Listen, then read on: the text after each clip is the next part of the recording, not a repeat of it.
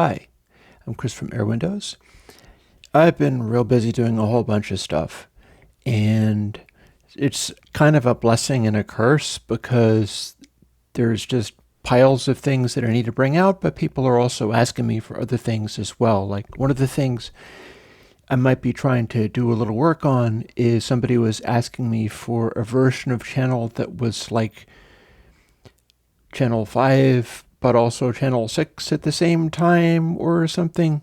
And the difference between that was all the previous versions of channel were the density algorithm, and then it switched over to the spiral algorithm. And I haven't yet worked out how I can sort of phase in. Anyway, I got a lot of stuff to do. But this is old school. Here is a plugin that sort of comes from the dawn of time. And this is in honor of me coming up with biquad recently. Back in the day, I went to enormous trouble to make a plugin that did actually use biquad filters, but it hard-coded all the coefficients together to make a set of bands that use biquad filters to do their thing, but it doesn't adapt to other sample rates, so it's designed to run at 44.1K, unless they just happen to coincide with another good sound at some other sample rate. But here's the thing. It looks like an EQ, but it's kind of not. What it really is a emulation of hardware equipment. I never do that anymore. So this is a bit of a secret weapon. And it'll sound kind of like this. Turn it on. Pretty weird, huh? That's because this is a kind of hardware bass preamplifier.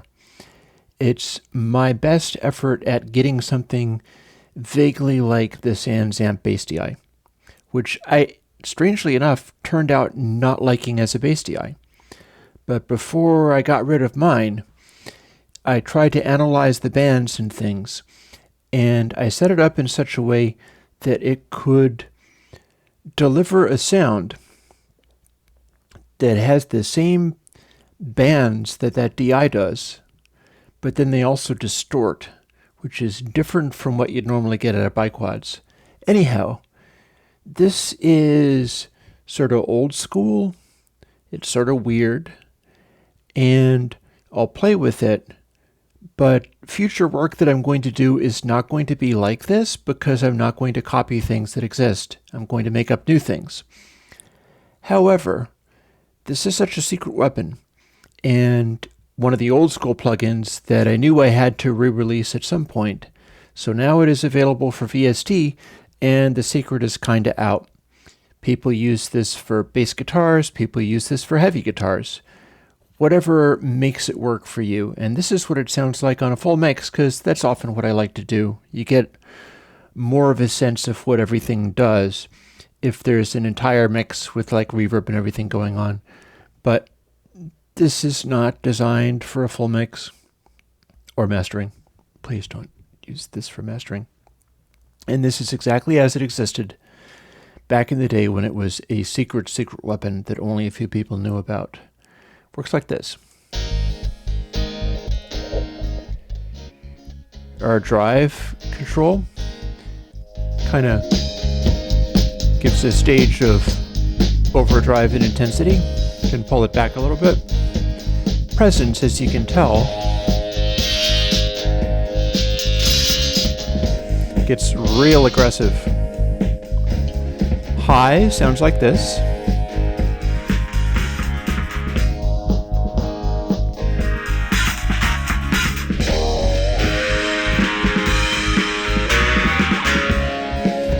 As you can tell, this is aggressive. Here's mid.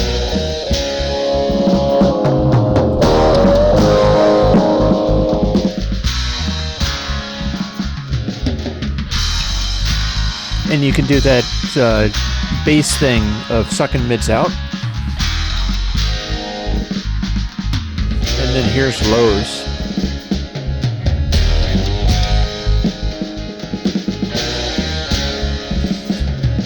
Now let's play around a little bit.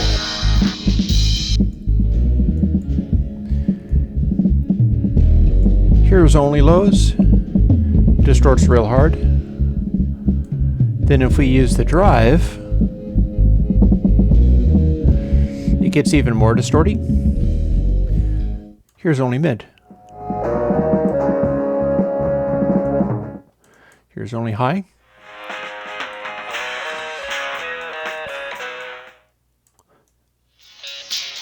And only presence.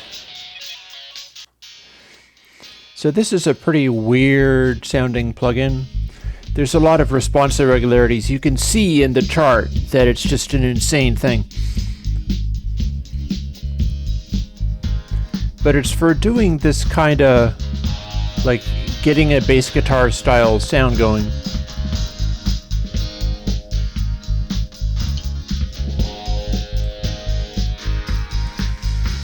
We can make it honk in this way, or we can make it glitter, or cut that out completely. Saturate real heavy.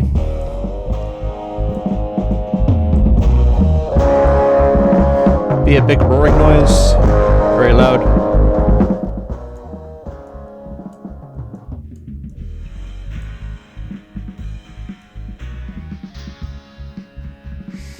You'll notice it has a big suck out at 10K no matter what you do. This is what I'm talking about when I say I can do weird things with biquads. Now, this doesn't adapt to different sample rates, but there's no reason future ones that I do couldn't. Like I could make it so that they did adapt to sample rates, or so that they didn't have this big suck out in the at 10K or whatever.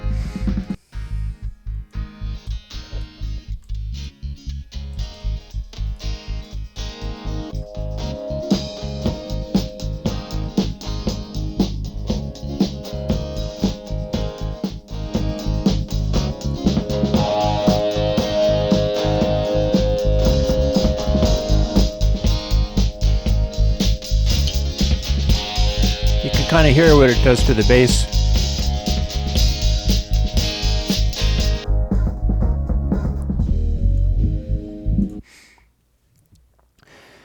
Anyways, I don't have mixes to play with because I do my mixing in analog. That's my reference for how to make plugin sound, is the work that I do in analog. So it's not really like the point I'm trying to make is that there are no rules. It's designed to emulate a known piece of hardware that's somebody else's property, which is why I don't do this kind of stuff anymore. But you don't have to just use it on DI basses. You could use it on DI basses, and that would be fine. But the whole purpose is to, like, for instance, let me take a moment and put it on, say, drums. And then we'll play with the drums a little bit. Like,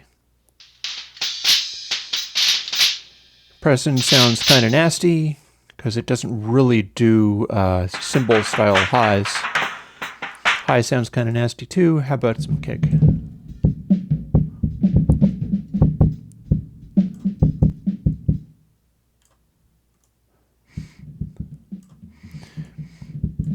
And we can set it up so that it's not distorting the lows so much, or we can set it up so it is distorting the lows a lot.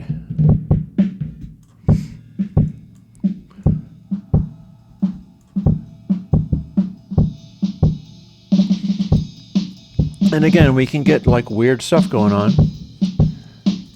Let's do this with high instead of mid.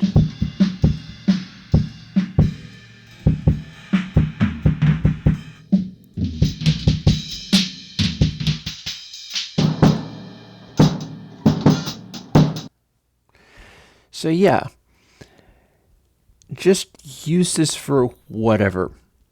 It's a strange plugin. I don't think there's anything really like it. Even the hardware device isn't really like it because this one distorts more intensely than the SansAmp, what is it, Bass RBI, Bass DI, whatever it was, doesn't really matter. It's kind of different, but it just makes strange, aggressive, ugly, harsh noises, and people have found it to be like a secret weapon. I'll continue to do more stuff, and I work on making things that are basically normal. Stuff that's not too crazy. But this is from back in the day when stuff was a little off the hook. And I like that stuff too. So, granted, this is putting yet another Airwindows plugin out there that people might try and go like, oh, geez, should I put this on my tube bus? Oh, no. But